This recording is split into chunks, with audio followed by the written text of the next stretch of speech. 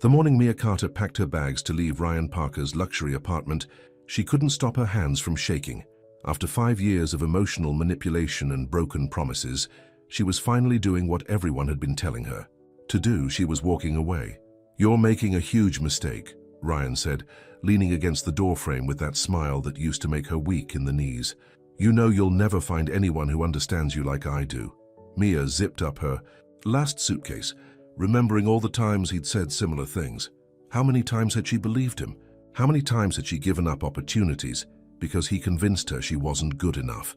"The only mistake I made was staying this long," she said, proud that her voice didn't waver. At 32, she felt like she was finally waking up from a long nightmare. Her best friend Jenny was waiting outside in her car, ready to help Mia move into her new apartment.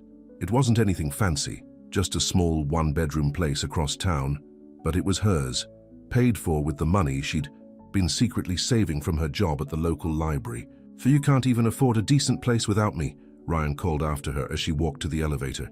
"You'll be back." They always come back, but Mia didn't look back. As the elevator doors closed, she let out a breath she felt like she'd been holding for 5 years. Later that evening, as Mia and Jenny unpacked boxes in her new apartment, her phone kept lighting up with messages from Ryan. First angry, then apologetic, then promising to change. She'd seen this pattern before. "You should block his number," Jenny said, helping Mia arrange books on a small shelf. "You know he's not going to stop." "I know," Mia sighed. "It's just hard. Sometimes I still wonder if I'm doing the right thing." "Trust me, you are," Jenny assured her. "Remember how he made you quit writing? How he said your stories were a waste of time?" Mia nodded, running her fingers over an old notebook she'd found while packing. She used to write every day before meeting Ryan. Somehow, between his criticism and constant demands for attention, her stories had gotten buried along with her dreams. Across town, in a sleek office building downtown, Ethan Bennett sat in his CEO chair reading a local news website. A small article caught his eye. The local library was hosting a series of creative writing workshops. The name of the program, Coordinator, made his heart skip a beat. Mia Carter. Ethan leaned back in his chair, memories flooding back. He remembered high school, being the quiet kid who always had his nose in a book. He remembered the day some seniors were pushing him around in the hallway, and Mia, beautiful, kind Mia, had stepped in to defend him. "Leave him alone," she'd said. "Just because someone's different doesn't make them less than you." Those words had stayed with him through the years as he built his tech company from the ground up. Now at 34, he was one of the most successful businessmen in town, but he'd never forgotten the girl who stood up for him when no one else would. His assistant, Sarah, knocked on his door. "Mr. Bennett, you have a board meeting in 5 minutes." "Thanks, Sarah," he said, but his eyes were still on the article. "Hey, could you do me a favor? Sign me up for those writing workshops at the library." Sarah raised an eyebrow. She'd never known her boss to be interested in creative writing, but she nodded and made a note. As Ethan walked to his meeting, his mind was already forming a plan. He'd heard through mutual friends that Mia had been in a bad relationship, but now she was single again. Maybe after all these years, he finally had a chance to show her what real love could be like. That night, as Mia lay in her new bed, staring at unfamiliar shadows on the ceiling, she deleted Ryan's latest message without reading it. For the first time in years, she opened her old notebook and began to write. The words came slowly at first, then faster, like a stream breaking through ice in spring. She didn't know it yet, but across town Ethan Bennett was thinking about her, hoping that maybe this time timing and fate would be on their side. In the coming days, Mia would begin rebuilding her life, piece by piece. She didn't know that someone from her past was about to become a big part of her future, or that the quiet boy she'd once defended would turn out to be the man who would help her believe in love again. But for now, she wrote in her notebook, and with each word she felt a little more like herself again. Tomorrow would bring new challenges, but for the first time in years, she was ready to face them on her own terms. The library's community room was buzzing with excitement on the first day of the creative writing workshop. Mia arranged chairs in a circle, trying to calm her nerves. This was her first time leading a program since her promotion, and she wanted everything to be perfect. "You've got this," Jenny said, helping her set out notebooks and pens. "Just remember, you're good at what you do. Don't let Ryan's voice in your head tell you otherwise." People started filing in, a retired teacher, a college student, a young mother. Mia was checking her attendance list when the door opened again, and she nearly dropped her papers. Ethan Bennett walked in, wearing a perfectly tailored suit that probably cost more than her monthly rent. He looked different from the shy boy she remembered from high school, taller, more confident, but she'd recognize those kind eyes anywhere. "Ethan," she said, surprised, "I didn't expect to see you here." He smiled, and for a moment, she caught a glimpse of that same sweet boy who used to sit alone in the cafeteria reading science fiction novels. "I heard you were running this workshop," he said. "Thought it might be interesting to try something new." What he didn't say was that he'd been watching the door for 10 minutes before working up the courage to come in, or that his heart was racing just being near her again. The workshop went well, but Ryan had to ruin it. He showed up halfway through, bursting into the room like he owned it. "Mia, we need to talk," he demanded, ignoring the startled faces of the participants. Ethan stood up, his CEO presence filling the room. "I believe this is a private class," he said firmly. "You're interrupting." Ryan looked Ethan up and down, recognition flickering in his eyes. "Well, if it isn't the computer nerd," he sneered. "Still following Mia around like a lost puppy." Mia felt her face burn with embarrassment, but before she could speak, Jenny stepped in. "I've already called security," she announced. "They're on their way." Ryan's face darkened. "This isn't over," he said, pointing at Mia. "We're not over." After he left, Mia tried to continue the workshop, but her hands were shaking. She noticed Ethan watching her with concern, and something else, protectiveness maybe. Later, as everyone was leaving, Ethan hung back. "Are you okay?" he asked softly. "I'm fine," Mia said automatically, then caught herself. "Actually, no, I'm not fine, but I will be." "Would you like to get coffee?" Ethan asked. "To catch up? It's been a long time. Since high school." Mia hesitated. The last thing she needed was to jump into another relationship, but this was Ethan, sweet, thoughtful Ethan, who used to share his comic books with her during study hall. "Just coffee," she agreed, as friends. They went to a small cafe across from the library. Ethan told her about building his company from scratch, and Mia shared her dreams of becoming a writer. It felt easy, natural, until her phone buzzed with another message from Ryan. Ethan noticed her face fall. "He's still bothering you, isn't he?" "He doesn't know how to take no for an answer," Mia admitted. "Sometimes I'm scared he never will." "I could help," Ethan offered. "My company has excellent lawyers." "No," Mia cut him off gently. "Thank you, but I need to handle this on my own. I spent too many years letting someone else fight my battles." Ethan nodded, understanding. But inside he was already planning ways to protect her, even if from a distance. What neither of them knew was that Ryan was watching them from his car across the street. His hands gripped the steering wheel until his knuckles turned white. First she left him, and now she was having coffee with Ethan Bennett, the computer geek who'd turned into some big-shot CEO. "Enjoy it while it lasts, Mia," Ryan muttered. "You'll see what happens when you try to replace me." Back in the cafe, Mia and Ethan were sharing memories of high school, both carefully, avoiding any mention of their growing attraction. But when their hands accidentally touched while reaching for the sugar, they both felt a spark that couldn't be denied. "I should go," Mia said, standing up. "I have another class to prepare for." "Will you be okay?" Ethan asked. "With Ryan, I mean." Mia smiled, touched by his concern. "I will be. I'm stronger than he thinks." As she walked away, Ethan watched her go, remembering the brave girl who'd defended him all those years ago. She was still brave, still standing up for what was right, only now she was standing up for herself. What he didn't know was that their coffee date had set in motion a chain of events that would test them both in ways they never expected. Ryan's jealousy was just the beginning. There were darker storms brewing on the horizon. Ryan Parker was not a man used to losing. Sitting in his expensive corner office, he scrolled through social media photos of Mia at the library. She looked different now, happier, more confident. It made his blood boil. "Find out everything you can about Ethan Bennett," he barked into his phone. "I want to know every weakness, every skeleton in his closet." His private investigator didn't take long to report back. Ethan's company was launching a new software product next month. The success of this launch could make or break his year's profits. Ryan smiled. He'd just found his opportunity. Meanwhile, Mia was surprised to find a beautiful leather journal on her desk at the library. The note attached simply read, "For all those stories waiting to be told. E.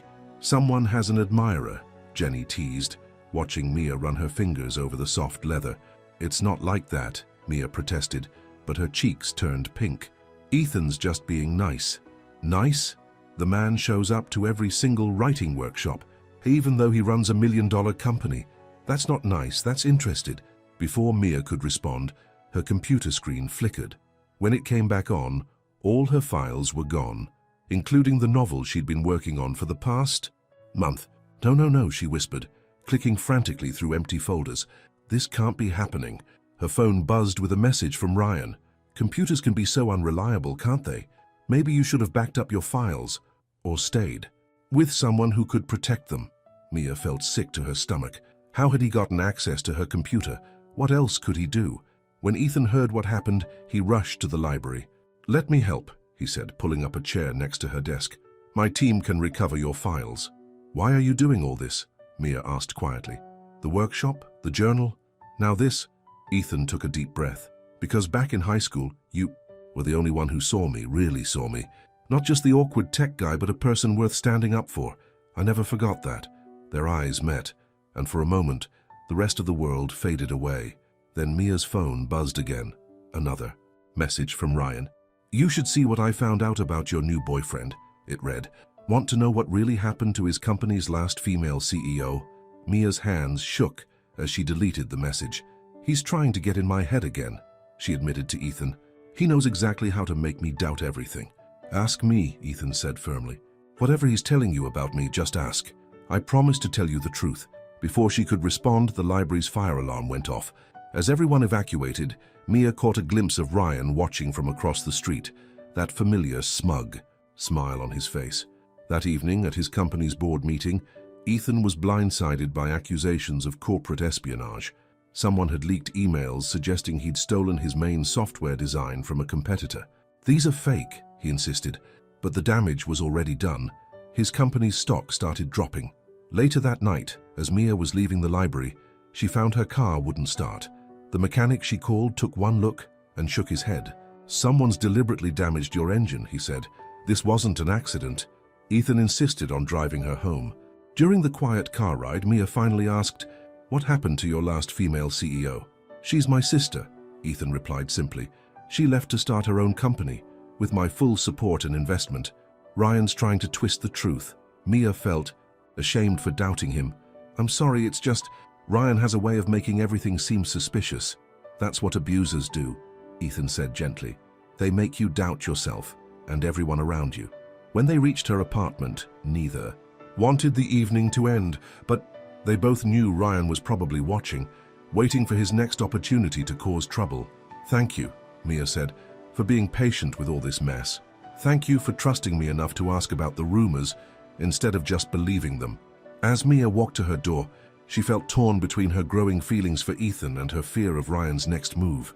She didn't know that at that very moment, Ryan was meeting with one of Ethan's biggest clients, preparing to deal a blow that could destroy everything Ethan had built. In his car, Ethan made a decision. He'd been playing defense, trying to protect Mia without overstepping, but maybe it was time to take a more active stand against Ryan's threats. The question was, could he do it without becoming the kind of controlling man he was trying to protect her from? The morning headlines hit like a bomb. Tech CEO Ethan Bennett accused of fraud. Ryan's plan had worked perfectly. By leaking false documents to the press and manipulating Ethan's biggest client into pulling their contract, he'd created a crisis that threatened to destroy everything Ethan had built. "The board is calling for an emergency meeting," Sarah, Ethan's assistant, announced as she rushed into his office. "Our stock has dropped 30% since the news broke." Ethan loosened his tie, feeling the pressure mounting. His phone hadn't stopped ringing all morning, but the one call he wanted most hadn't come. He hadn't heard from Mia since the story broke. At the library, Mia stared at the newspaper on her desk, her heart racing. The article painted Ethan as a fraud who'd built his company on stolen ideas and illegal contracts. It quoted anonymous sources claiming he'd threatened former employees to keep them quiet. "You must feel so foolish," Ryan's voice came from behind her, making her jump. He held up his phone, showing her more damaging headlines. "First me, now him, you really know how to pick them, don't you?" "Get out," Mia said firmly, though her voice shook. "You're not allowed in here." "I'm trying to help you, Mia. I always knew what was best for you. Ethan Bennett is going down, and he'll drag you down with him if you let him." Jenny appeared at Mia's side. "I've called security," she said. Again. Ryan smiled, that cold smile Mia knew too well. No need. I'm leaving. Just remember, Mia, when this all falls apart, I'll be waiting. After he left, Mia's phone lit up with a text from Ethan. I understand if you want to distance yourself from all this, but if you'll let me, I'd like to explain everything. Mia stared at the message for a long time. Part of her wanted to run, to protect herself from more pain. But a stronger part remembered the genuine kindness in Ethan's eyes, the way he always asked what she wanted, instead of telling her what to do. She texted back, "Meet me at the cafe after work." The cafe was crowded when Ethan arrived, his tie loose and his usually perfect hair slightly messy. He looked like he hadn't slept. "I'm not running," Mia said before he could speak. "Ryan wants me to doubt you, just like he made me doubt myself for years. I'm not letting him win this time." The relief on Ethan's face made her heart ache. "The accusations are false," he said. "I can prove it, but it'll take time. Time my company might not have." "Then we'll fight," Mia said, surprising herself with her determination. "I'm good at research, let me help. There must be a way to trace these lies back to Ryan." "It's dangerous," Ethan warned. "Ryan's already shown how far he'll go." "I spent 5 years being afraid of Ryan," Mia replied. "I'm done being afraid." What they didn't know was that Sarah, Ethan's assistant, was watching them from outside the cafe. She pulled out her phone and dialed Ryan's number. "They're together," she said quietly. "Just like you said they would be." "Good," Ryan's voice crackled through the phone.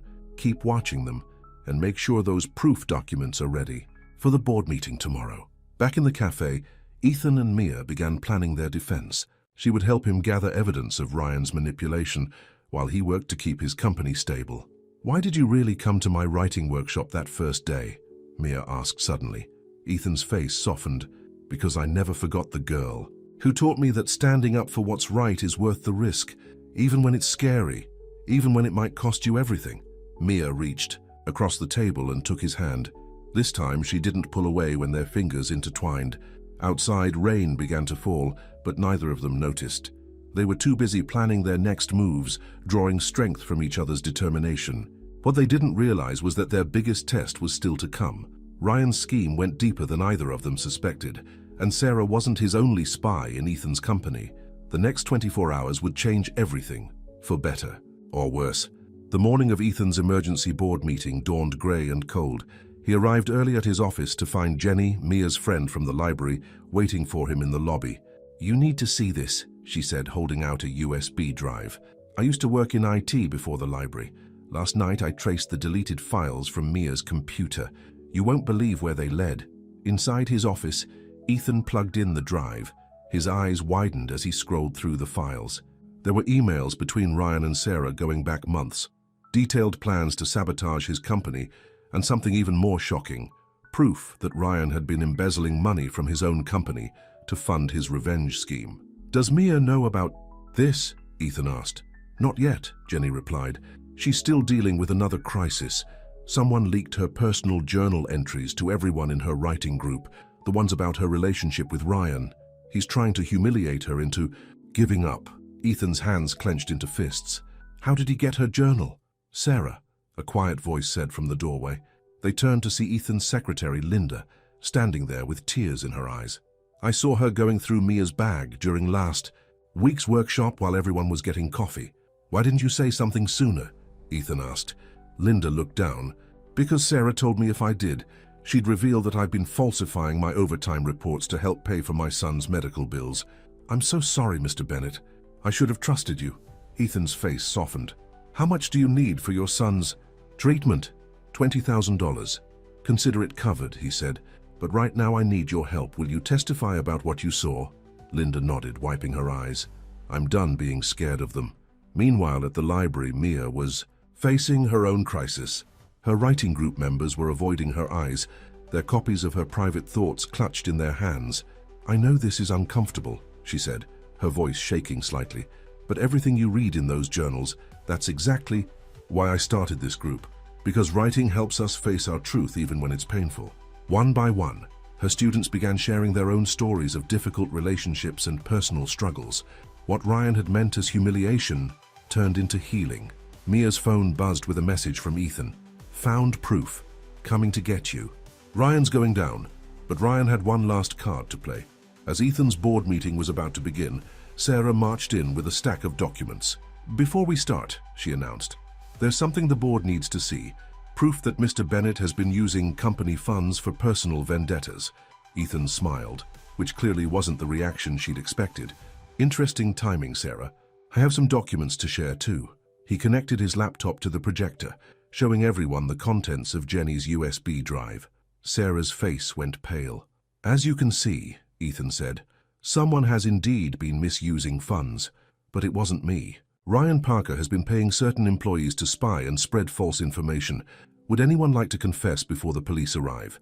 Sarah grabbed her bag and ran for the door, only to find 2 police officers waiting outside. Through the window, Ethan could see more officers leading Ryan out of his office building in handcuffs. Mia arrived just in time to see Ryan being put into a police car. Their eyes met through the window, and for the first time she felt no fear, only pity. "Are you okay?" Ethan asked, appearing at her side. "I am now," she said. "My writing group. They supported me. Ryan tried to use my words against me, but they just made me stronger." Ethan took her hand. "Speaking of words, there's something I've been wanting to tell you since high school."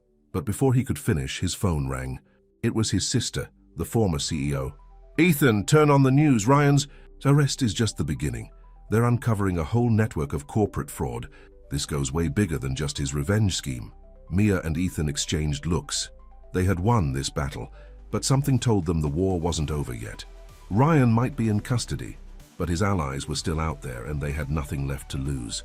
"Whatever comes next," Mia said, squeezing Ethan's hand, "we face it together." As they walked back into the building, Linda stopped them. "Mr. Bennett, Sarah left something behind in her rush to escape. You might want to see this." She handed them a red notebook, Ryan's personal journal. On the first page was a list of names, dates, and companies, many of them crossed out. At the bottom, circled in red ink, was a name that made Ethan's blood run cold. "Bennett Industries, Phase 1 complete." "Phase 1?" Mia whispered. What was the rest of his plan? The IG Council would come sooner than either of them expected, and it would test their newfound strength in ways they never imagined. The list of names in Ryan's notebook led to a shocking discovery. Every company on his list had suffered mysterious financial problems or scandals in the past year, and every one of them had turned down buyout offers from the same person, Victor Reynolds, Ryan's uncle, and one of the most powerful businessmen in the country. "It wasn't just about me," Mia said, looking through news articles about the other companies. "Ryan was helping his uncle take over businesses by destroying them first." They were in Ethan's office after hours, papers spread across his desk. Linda had stayed late to help them dig through files, while Jenny used her computer skills to track connections between the companies. "Look at this," Jenny said, pointing to her laptop screen. 3 months before each scandal, a new employee would be hired, always recommended by Sarah. Spies, Ethan realized, like she was here. They plant them in each company to gather information and cause trouble from the inside. Mia's phone buzzed with a text from an unknown number. "Ask Ethan about the fire at his first company. Ask him how many people got hurt. Another attempt to make me doubt you." Mia showed Ethan the message. "The fire at my startup," Ethan said quietly. "It happened right after I turned down Victor Reynolds' first buyout offer. We lost everything, except our backup servers that I kept at home. That's how I was able to start over." "And now they're trying the same thing again," Linda added, "but bigger." A knock at the door made them all jump. It was Marcus, one of Ethan's board members, looking worried. "Sorry to interrupt," he said, "but you need to see this. Victor Reynolds just called an emergency press conference. He's announcing a hostile takeover attempt of Bennett Industries." They turned on the office TV just in time to see Victor Reynolds, a tall man with Ryan's same cold smile, stepping up to a podium. "In light of recent scandals," he was saying, "it's clear that Bennett Industries needs experienced leadership. Our offer represents the best path forward for shareholders and employees alike." "He planned this all along," Ethan said. "Ryan's arrest was just setting the stage. With our stock price down and our reputation damaged, we're vulnerable. But we have proof of their schemes," Mia pointed out. "Not enough," Jenny said, still typing furiously. "The connections are there, but they're hidden behind layers of shell companies and fake names. We need something concrete to take to the D authorities." Mia's eyes lit up. "What about the other companies on Ryan's list? The ones they already destroyed? If we could get them to come forward." "Too risky," Marcus warned. Victor Reynolds is powerful. People are afraid of him. I was afraid of Ryan too, Mia said firmly. Look where staying quiet got me. Got all of us. Sometimes you have to stand up and fight.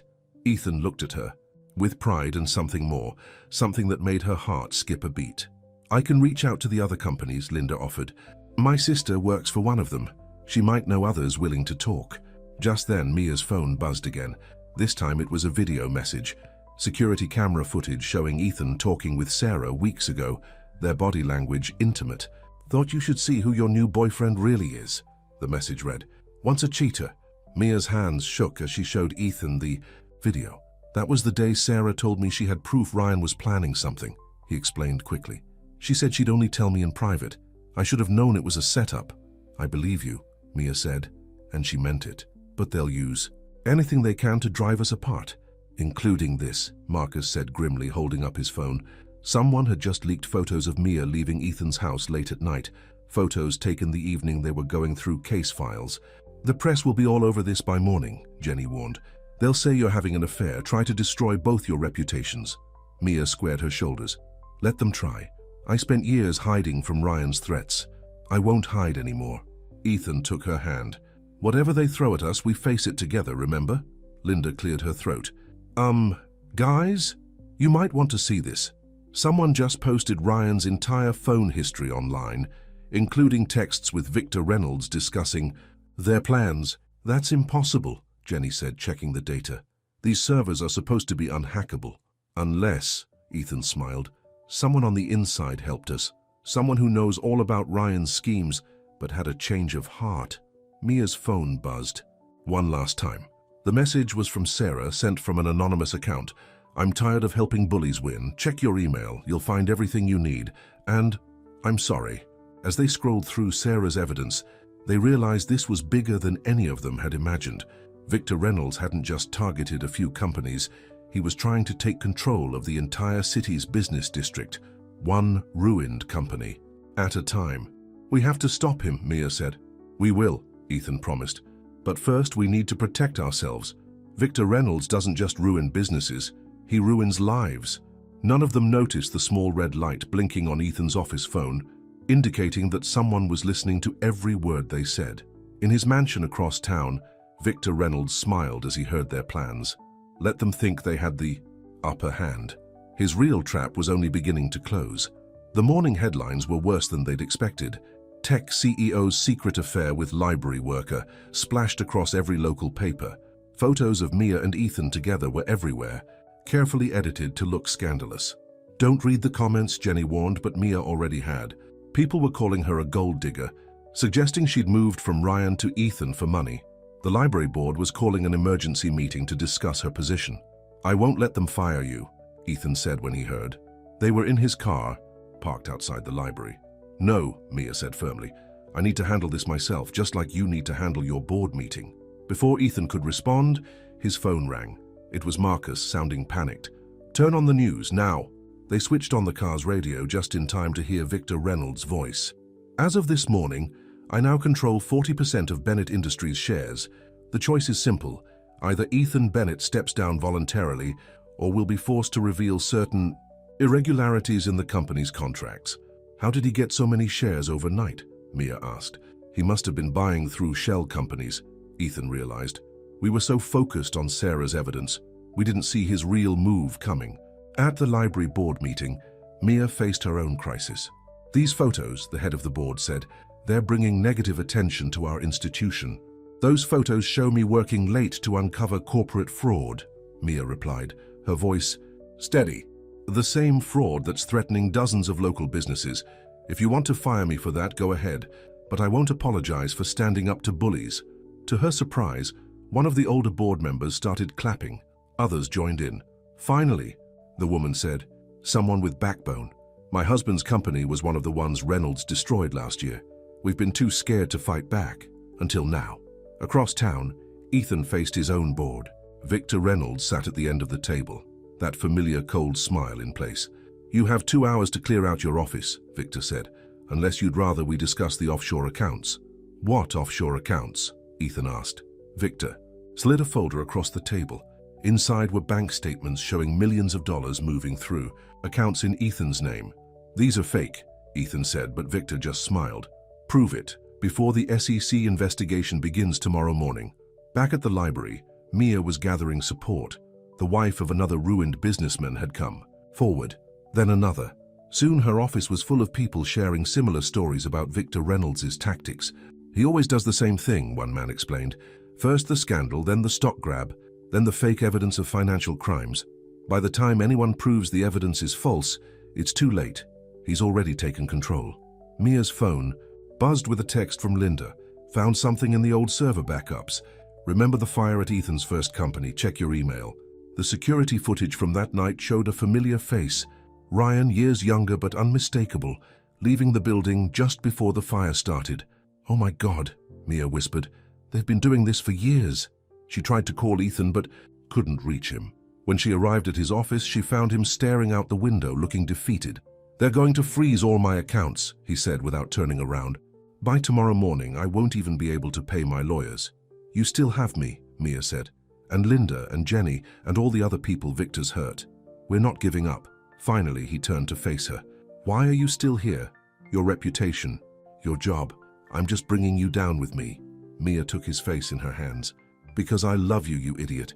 And love isn't about running when things get hard. You taught me that." Their moment was interrupted by Jenny bursting into the office. "You guys need to see this. Sarah just turned herself into the FBI. She's telling them everything. About Ryan, Victor, all of it." Hope flickered in Ethan's eyes, but Mia knew Victor Reynolds well enough by now to know this wasn't over. "He'll try to silence her," Mia said, "just like he silences everyone who stands up to him." "Not this time," Ethan said, his confidence returning. "Because this time we're not fighting alone." What they didn't know was that at that very moment, Victor Reynolds was making a phone call to his most dangerous ally yet. Someone who had been watching Mia and Ethan from the very beginning. Someone much closer than they ever suspected. In her small apartment, Jenny hung up her phone, tears streaming down her face. "I'm so sorry," she whispered to her empty room. "They didn't give me a choice." The next morning, Mia couldn't reach Jenny. Her calls went straight to voicemail, her texts unanswered. Something felt wrong. "She never misses work," Mia told Ethan as they met for coffee before their respective battles of the day. "Not in all the years I've known her." "I'll send someone to check on her," Ethan offered. But before he could make the call, his phone lit up with breaking news. Whistleblower Sarah Matthews found unconscious in FBI safe house. "Victor," Mia whispered. "He got to her somehow." "She's alive," Ethan read from the article, "but in critical condition. They're calling it an attempted suicide, but we know better," Mia finished. She grabbed her purse. "I'm going to Jenny's apartment. Something's not right." "I'll come with you." "No," Mia insisted. "You have to meet with the SEC investigators. We can't let Victor win on that front, too." When Mia arrived at Jenny's apartment, she found the door slightly open. Inside, everything was a mess. Drawers pulled out, papers scattered everywhere. On the kitchen table sat a laptop, still open, with a video playing on loop. It showed Jenny, in tears, talking to Victor Reynolds. "Please, my mother needs that operation." "I'll do anything." "Then you know what we need," Victor's voice replied. "Everything they plan, everything they do. You've been Mia's friend for years. She trusts you completely." Mia felt sick. All those times Jenny had helped them, she'd been reporting back to Victor. But why leave this video playing for them to find? Her phone buzzed. A text from an unknown number. "Storage Unit 247, Riverside Storage. Come alone or Jenny dies." At the SEC office, Ethan faced a room full of stern-faced investigators. "These offshore accounts," he began, "they're forgeries." "We know," one of the investigators interrupted. To Ethan's shock, she pulled out a file. "We've been investigating Victor Reynolds for months. Someone sent us proof this morning that he's been framing business owners for financial crimes." "Who sent it?" "Your friend Jenny Martinez." Meanwhile, Mia arrived at the storage facility. Unit 247 was at the back, away from the security cameras. Her hands shook as she entered the code. That had been texted to her. Inside, she found Jenny tied to a chair but conscious. "Don't come closer," Jenny shouted. "It's a trap." "Of course it is." Ryan's voice came from behind Mia. He stepped out of the shadows, looking disheveled in his prison uniform. "Did you really think a maximum security prison could hold me when my uncle runs half the judges in this state?" "Why Jenny?" Mia asked, her voice breaking. "After everything we've been through?" "My mother has cancer," Jenny sobbed. "Victor promised to pay for her treatment, but then he kept asking for more and more. This morning I couldn't do it anymore. So I sent everything to the SEC. Stupid girl, Ryan snarled. Your mother's operation will be the least of your concerns now. Actually, a new voice said, I'd say you're the one with concerns. Linda stepped into the unit, followed by 2 FBI agents. Did you really think Mia would come alone? That we wouldn't track her phone after what happened to Sarah? As the agents arrested Ryan, Mia rushed to untie Jenny. I'm so sorry, Jenny kept saying.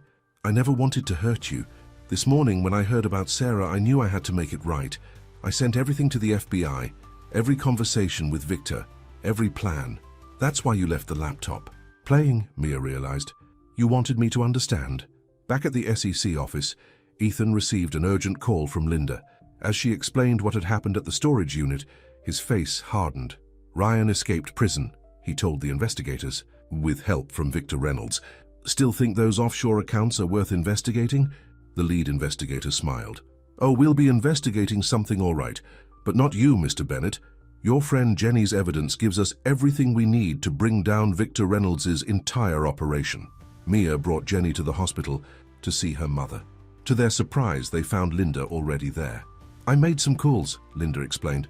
The hospital's board of directors doesn't appreciate being used for blackmail.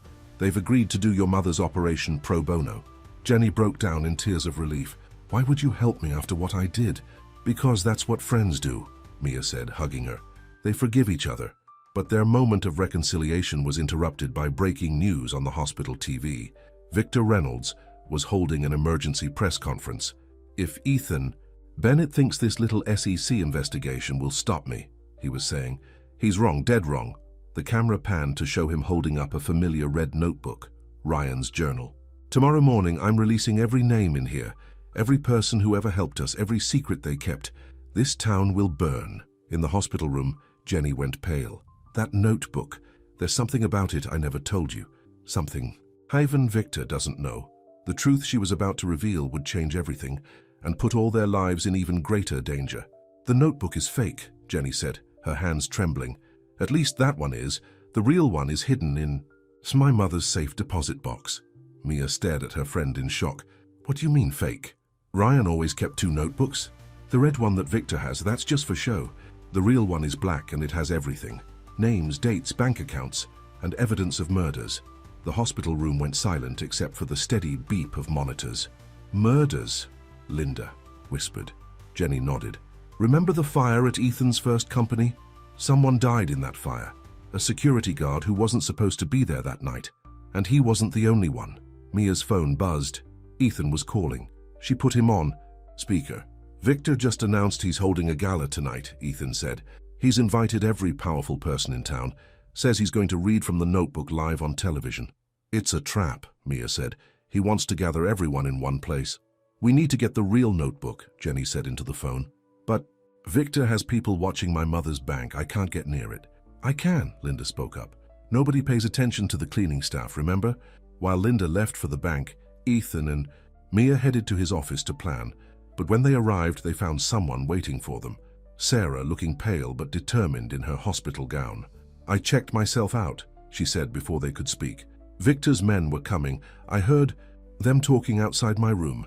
You shouldn't be here, Ethan started, but Sarah cut him off. I'm done hiding.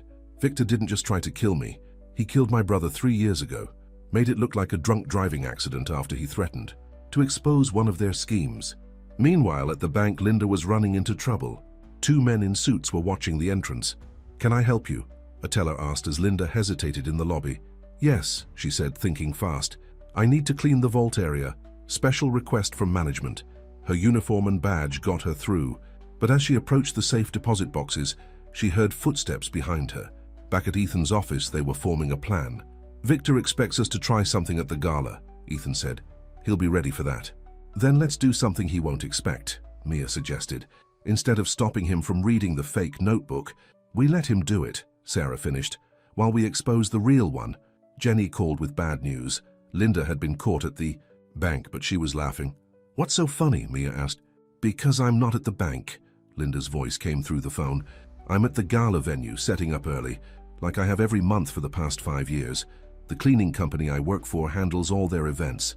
But the men at the bank, following a decoy, Linda said. My sister.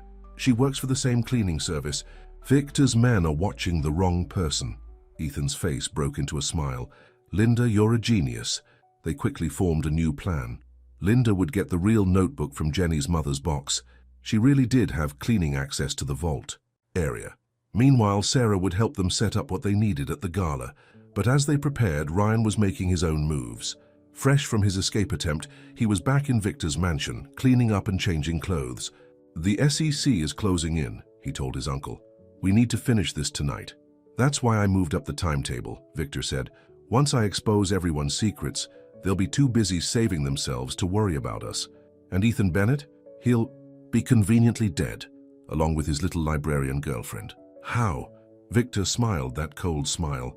The same way we handle all our problems. A tragic accident. The gas lines in the gala venue are quite old, you know. Anything could happen. What Victor didn't know was that his house's security system had been compromised weeks ago by Jenny. Every word was being recorded, every plan documented. At the gala venue, Sarah was putting her skills to good use, helping Linda access restricted areas while maintaining her cover as part of the cleaning staff. The gas line controls are in the basement, Sarah whispered. I saw them checking them earlier. Already handled, Linda replied. I called the gas company an hour ago. They've shut off the main line for emergency maintenance. Mia arrived at the gala early, dressed elegantly but wearing practical shoes just in case. Ethan would arrive late, after making a very public appearance across town to establish his alibi. Everything was in place, but as guests started arriving, Mia noticed something wrong. Jenny was there, and she was walking straight toward Victor Reynolds with a determined look in her eyes. Jenny, no, Mia whispered into her hidden microphone. Stick to the plan. But Jenny either couldn't hear or chose not to listen. She walked right up to Victor Reynolds, pulled out her phone and said loudly enough for nearby reporters to hear, would you like to explain why you're on video ordering my mother's doctor to withhold her cancer treatment unless I spied for you? Victor's face went dark with rage. He grabbed Jenny's arm, but before he could speak, the lights went out. In the darkness, chaos erupted. When emergency lights came on 30 seconds later, Victor Reynolds was standing in the middle of the room, holding Jenny at gunpoint. Enough games, he shouted. Bennett, I know you're here somewhere. Show yourself, or she dies. But it wasn't. Ethan, who stepped forward, it was Mia. Let her go, Mia said, her voice steady despite her racing heart. It's me you really want to hurt, isn't it? Me and Ethan, Jenny's just another pawn in your game. Victor's eyes narrowed. Brave little librarian, just like when you stood up to Ryan in high school, always trying to protect everyone else. How did you know about that, Mia asked, though she already suspected the answer. Because I was watching even back then, Victor smiled. Ryan was supposed to keep you quiet, keep you small, but he failed, just like he failed to finish off Ethan in that fire years ago. Around them, reporters were filming everything. Police sirens wailed in the distance. You want to expose secrets? Mia continued, taking another step forward. Let's do it. Tell everyone how you really made your fortune. Tell them about the security guard who died in Ethan's company fire. Tell them about Sarah's brother. Shut up. Victor's hand shook, the gun still pressed to Jenny's temple. Or better yet, said a new voice, let me tell them. Everyone turned. Linda stood at the top of the grand staircase, holding a black notebook. The real notebook, Ryan gasped. Found right where Jenny's mother left it, Linda smiled. While your men were watching the wrong bank across town. Victor shoved Jenny aside and aimed his gun at Linda. Hand it over. Too late, Linda said. I already sent copies to every news outlet in the country, and the FBI, and the SEC. Check. Your phones, everyone. Breaking news should be coming through right about 100 phones chimed at once as the story hit the internet. Victor spun around, wild-eyed, as his carefully built world began crumbling. It's over, Uncle Victor, Ryan said, backing away. I'm not going down with you. But before Ryan could reach the door, Sarah stepped into his path. Going somewhere? The police would love to hear about your prison escape. Victor raised his gun again, swinging it between Linda and Mia. I still have time to take you both with me. No, Ethan's voice rang out. You don't. He stepped out of the shadows behind Victor, his own phone recording everything. The gas lines you planned to explode? Shut off hours ago, the armed men you hired to back you up. Linda's sister is a police captain. They're all in custody. It's done. Victor pulled the trigger, but nothing happened. Jenny, still on the floor where he'd pushed her, held up a handful of bullets. "Looking for these?" "I got close enough to—" "Empty your gun while everyone was watching Mia." Police officers flooded into the room, led by Linda's sister. As they handcuffed Victor and Ryan, reporters swarmed around Linda, who was reading selected passages from the real notebook. Mia found herself wrapped in Ethan's arms. "When did you get here?" she asked. "I never left," he said. "I couldn't let you face him alone." None of us were alone, Mia realized, looking around at their unlikely team. That was their biggest mistake. They thought they could keep us isolated, afraid, but they brought us together instead. Hours later, after the statements had been given and the headlines had been written, they all gathered in Jenny's mother's hospital room. The doctors had good news. With Victor's influence gone, she was approved for an experimental treatment that showed promising results. "I can't believe it's really over," Sarah said, still in her hospital gown but looking stronger. "Oh, it's not over," Linda smiled. "Bennett Industries' stock is soaring now that the truth is out, and the library board just voted to expand the writing program with full funding. And," Jenny added, 3 publishing companies called. "They want to turn our story into a book." Mia looked at Ethan. "What do you think? Ready to tell our story?" "Our story's just beginning," he said, and pulled something from his pocket, a small velvet box. The room went silent as he got down on one knee. "Mia Carter," he said, "you were my hero in high school when you stood up for a shy boy that no one else noticed. You were my hero tonight when you faced down a man with a gun, and every day in between, watching you rebuild your life and help others find their voice. You've shown me what real strength looks like." He opened the box, revealing a simple but elegant ring. "Will you marry me?" Mia's eyes filled with tears as she looked around the room, at Jenny, who'd found the courage to make things right, at Linda, whose quiet competence had saved them all, at Sarah, who'd risked everything to expose the truth, and finally at Ethan, who'd loved her patiently, letting her find her own strength. "Yes," she said. "Yes to our story. Yes to our future. Yes to everything." As their friends erupted in cheers and congratulations, Mia and Ethan kissed, sealing their love with a promise of forever. 6 months later, the library's writing workshop was packed. Mia stood at the front of the room holding up a book, their book. On the cover was a simple title, Second Chances. "Sometimes," she told her students, "the scariest part of writing isn't finding the right words. It's having the courage to tell the truth, your truth." In the back of the room, Ethan smiled, his wedding ring catching the light. Their truth had changed more than just their lives. Victor and Ryan were facing long prison sentences. Their victims were getting justice and restitution. And most importantly, people were learning to speak up, to stand together, to fight back against bullies and manipulators. "Ready to go home?" Ethan asked as Mia packed up after class. "Home," she smiled, taking his hand. "I like the sound of that." As they walked out into the sunset, Mia thought about all the twists and turns that had brought them here. From high school hallways to corporate boardrooms, from broken dreams to new beginnings, their love story had been worth every struggle. Because in the end, love wasn't about grand gestures or fairy tale endings. It was about choosing each other, every day standing together through the storms and building something stronger than fear. It was about second chances and the courage to take them. The end.